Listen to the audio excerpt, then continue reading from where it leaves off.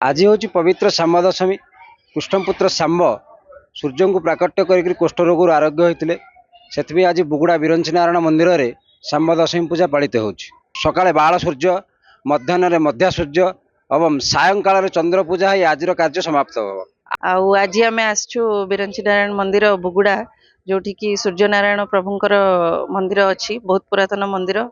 आउ सूर्य होचंदी हमर सकल शक्तिर आधार, पृथ्वीर पिता। जेहेतु तांको पाखरे समग्र शक्ति अच्छी तो समग्र जीव जगत तांको शक्तिर आश्रित।